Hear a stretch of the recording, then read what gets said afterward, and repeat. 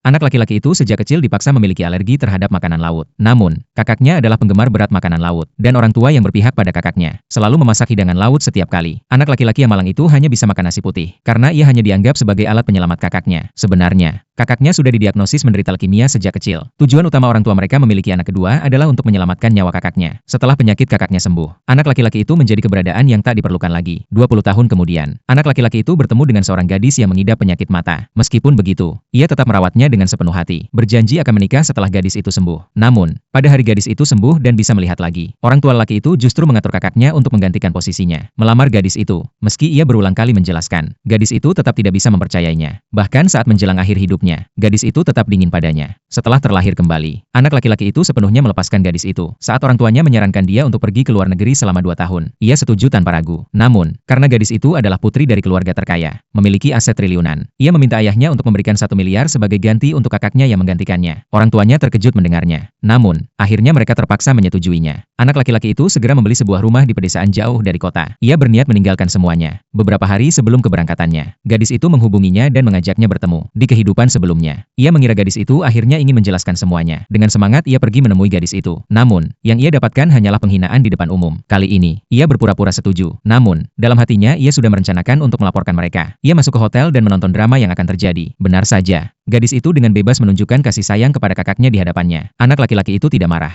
bahkan sengaja memprovokasi mereka. Kakaknya, yang merasa terhina, bersiap untuk menyerang. Namun, saat itu polisi tiba dan menggerebek mereka. Ternyata anak laki-laki itu melaporkan transaksi ilegal mereka di hadapan polisi. Gadis itu mencoba menggunakan statusnya untuk menekan. Namun, kakaknya justru menyalahkan anak laki-laki itu dan ingin dia menanggung semua kesalahan. Orang tuanya sangat marah dan sekali lagi memukulinya. Mereka mencaci anak laki-laki itu sebagai orang yang kejam. Sementara kakaknya pura-pura mencoba menenangkan keadaan. Dalam keributan, kakaknya dengan sengaja jatuh dan menggoreskan sedikit luka. Ia langsung dibawa ke rumah sakit seperti orang yang sangat terluka. Sementara anak laki-laki yang jelas-jelas lebih parah terluka, dibiarkan begitu saja tanpa perhatian. Untungnya, ada yang menolongnya dan membawanya ke rumah sakit. Namun setelah keluar dari rumah sakit, ia melihat kakaknya dikelilingi keluarga dengan penuh kasih sayang. Semua itu mengingatkannya pada masa kecil, saat kakaknya menyiksanya di belakang. Tapi di depan orang lain berpura-pura peduli. Ia pernah berpikir gadis itu akan selalu menjadi miliknya. Namun akhirnya menyadari bahwa itu semua hanya hayalan. Saat mengetahui dokumen keberangkatannya sudah selesai, ia memutuskan untuk pergi. Namun, ia menerima undangan dari kakaknya untuk pesta ulang tahunnya. Pesta itu ternyata disiapkan untuk menghinanya. Teman-teman kakaknya mengejeknya, menyatakan bahwa ia sangat rendah dan hidup lebih buruk dari anjing. Orang tua pun mengumumkan bahwa kakaknya akan menjadi satu-satunya ahli waris keluarga. Kemudian, anak laki-laki itu mengatakan setelah menikah, ia akan memberikan 50% saham keluarga kepada kakaknya. Semua orang bertepuk tangan dan mengucapkan selamat. Anak laki-laki itu, bagai bayangan yang terlupakan, hanya diam. Tiba-tiba kakaknya bertanya apa hadiah yang sudah disiapkan untuknya. Semua orang menunggu dengan senyum mengejek. Namun anak laki-laki itu maju dan mengeluarkan cincin